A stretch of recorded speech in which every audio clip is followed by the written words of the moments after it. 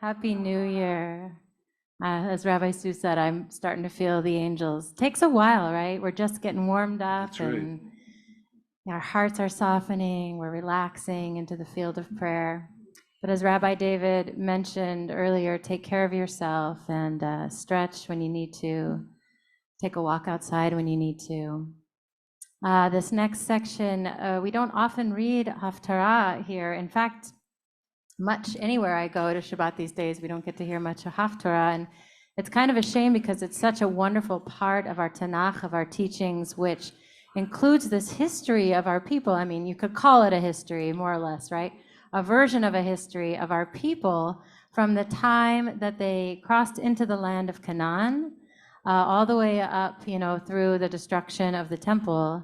And this is such a rich time. And the time that we're looking at right here with our Mother Hannah, our great and wise Mother Hannah, is a time when there was no temple as we imagine a temple, a stone brick temple existing in Jerusalem. The temple at this time existed in a town called Shiloh, and the Talmud says it probably came through the wilderness with the Israelites and then got set up in Shiloh and was there for 369 years, one source in the Talmud says, before King David goes to this Jebusite threshing floor in Jerusalem and says, this is where God told me to build the big temple out of bricks and mortar.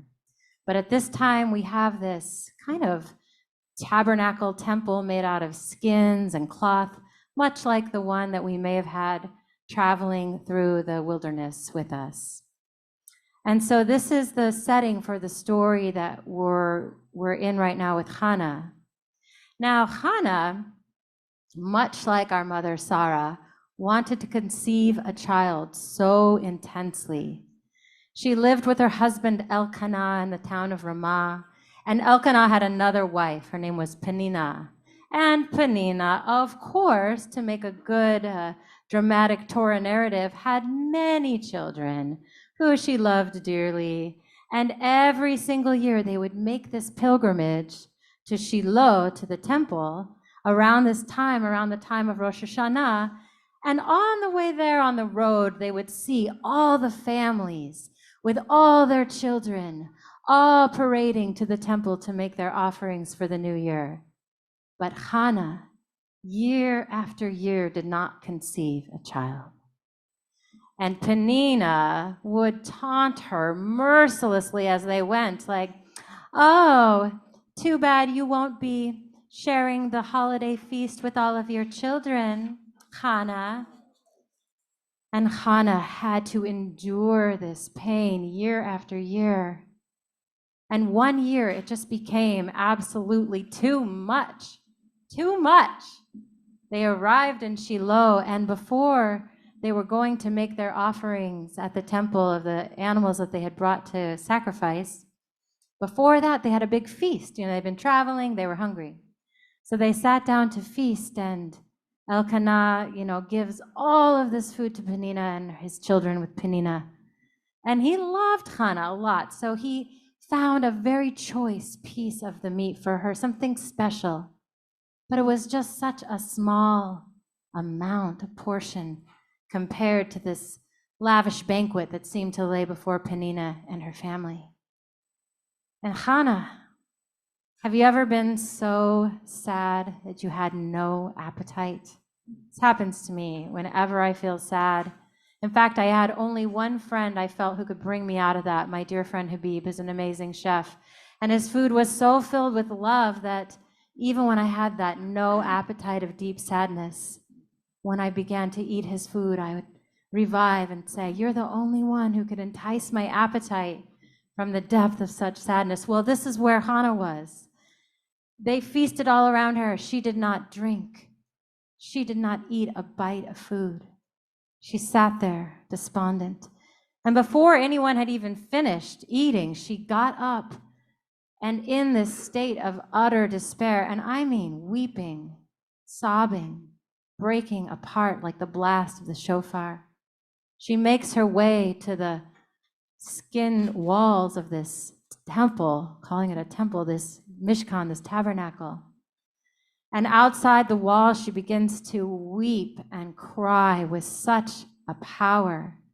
And she begins to pray. And the text tells us that this prayer comes straight from her heart. And the prayer starts out, she says, I am your humble maidservant. Havaya Adonai, look at me. I know I am so small, but please, please let my womb be open. Please let me conceive a child, a male child. And if you do, allow me to conceive. I promise you, Havaya Adonai, I promise you that I will dedicate this child to serve here in your house all the days of his life. A razor will not come on his head, will not cut his hair. He will be your servant.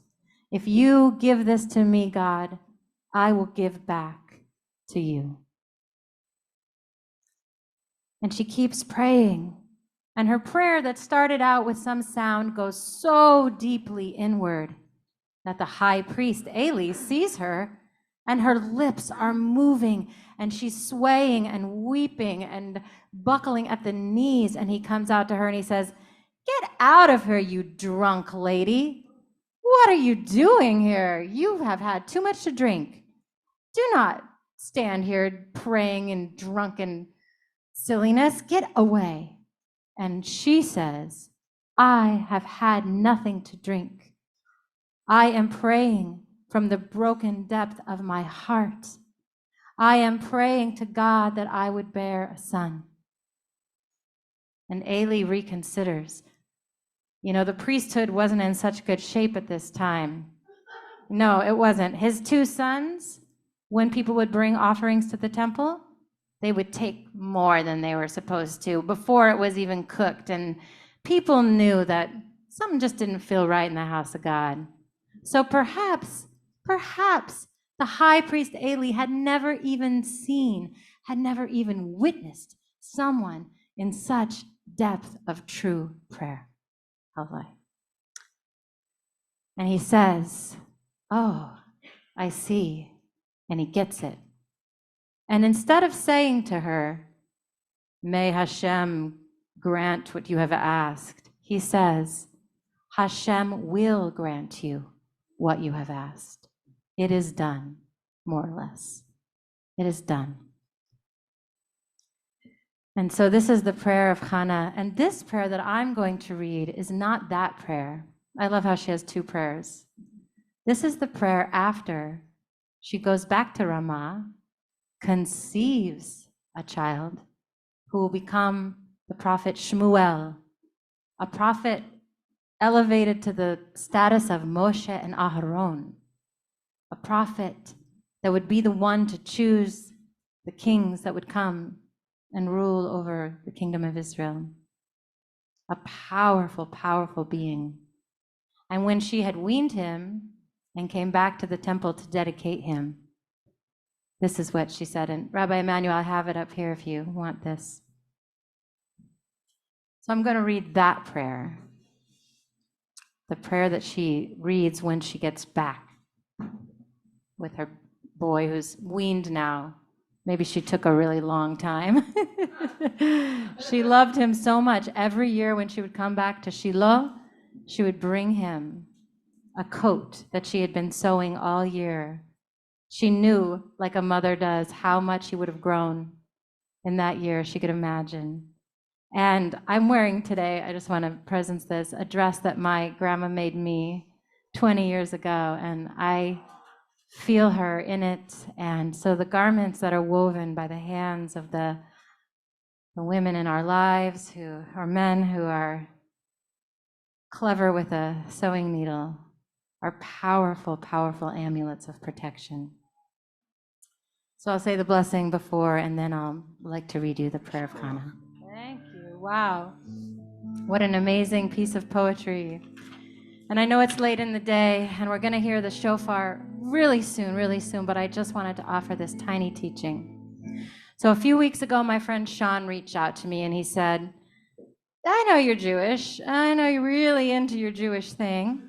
And I'm wondering, my dad's Jewish and I'm kind of curious. I was like, oh, a Jew curious, like my favorite. So he said, I'm always here to help. He said, I know you're a part of a community, so tell me about Judaism. Is it the community element for you? The fact that you have this support through all these different life cycles and everything, is that what draws you to it? Or is it actually the spiritual teachings? And I could feel in my heart such a clear yes and. The fact is that this culture, this tradition, this lineage calls us into a community that supports us through life cycles and through seasons of death. That is a real and very earthly thing. Something that has nourished me for the last 25 years that now has been a part of my life so long I can't imagine not having you all for the support as I go through the real earthly living that is human. And the spiritual teachings are infinite and rich and alive. They live in the writings that have been passed down to us for thousands of years, and they live inside each of us. You feel them? You feel them in there? Amen. They're alive in you. So about a month ago, I came across this teaching from Rabbi Nachman, the grandson of the Baal Shem Tov, the founder of Hasidic Judaism. Hasidic Judaism aimed to reawaken the heart, like Hannah reawakened her heart when she prayed. So anyway, I was looking up teachings about dancing in Judaism because I was about to teach a dance prayer group. And I stumbled across this text that kind of blew my mind. So I'm just going to share. So you'll like this. Rabbi Nachman gives this analogy. He says sometimes when people are happy and they're dancing in a circle and they see Sulky Schmulky over there in the corner who doesn't want to dance, got something going on, broken heart, and the people grab him and pull him into that circle dance, then whoever is depressed and gloomy, brought into the circle of dancers, even against his will, Rabbi Nachman says, they force him to be happy along with them, right?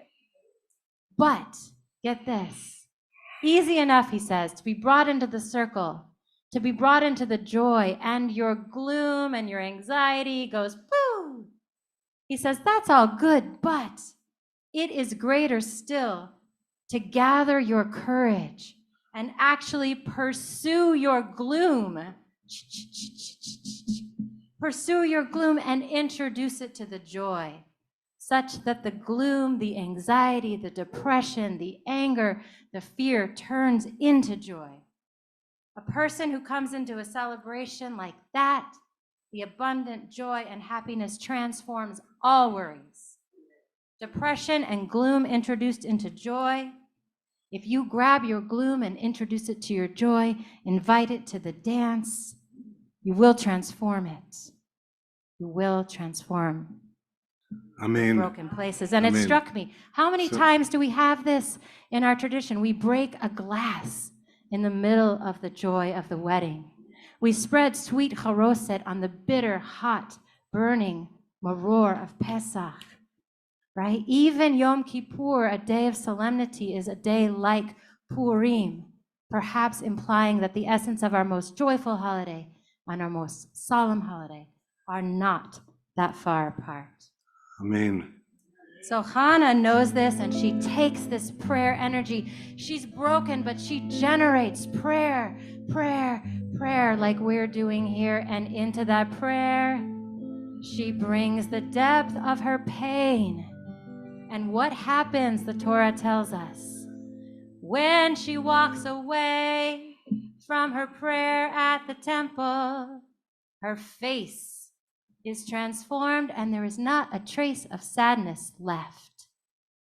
Have you ever seen someone that you haven't seen in a while and you're like, you look different. What's different about you? Did you get your hair cut?